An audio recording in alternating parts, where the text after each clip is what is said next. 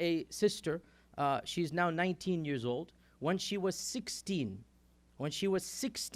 she wrote an email to this group of brothers who have a page on Facebook which is in Hebrew, Da'wah to Islam. She was 16 years old, and she says, I have decided to convert to Islam. And the group emailed back, look, we can't do anything. We cannot do anything. You are a minor, and we cannot get into any trouble. Best of luck and goodbye.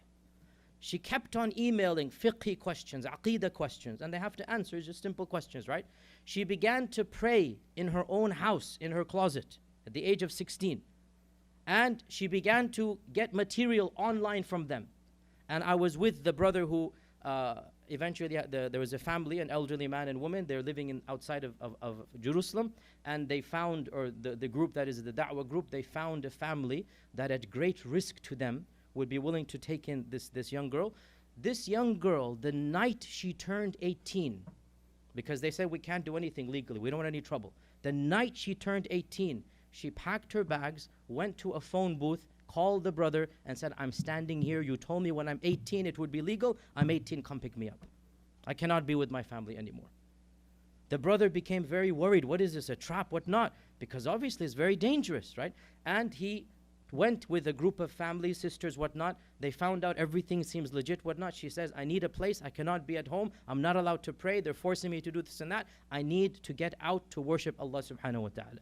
They made a few phone calls. A family agreed with great risk to them to take this young lady in. And she's now learning Arabic, memorizing Quran. Now listen, in that country when you're 18, do you know what you have to do?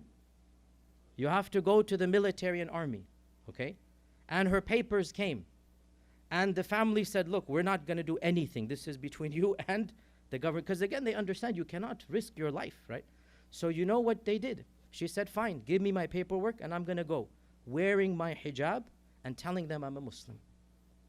She went to the IDF. She went to the military. And the brother told me, the brother was saying, Ya akhi wallahi ana tarak, in Arabic, he said, I swear I left her a mile outside. I didn't want to go close to the post. I just dropped her. I said, call me when you're done. Because they're scared for their own lives, right? So the elderly couple, they left her outside. She walked to the post wearing hijab.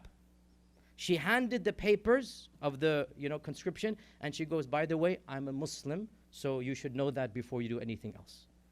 And for 3 months, her case went back and forth. What should they do?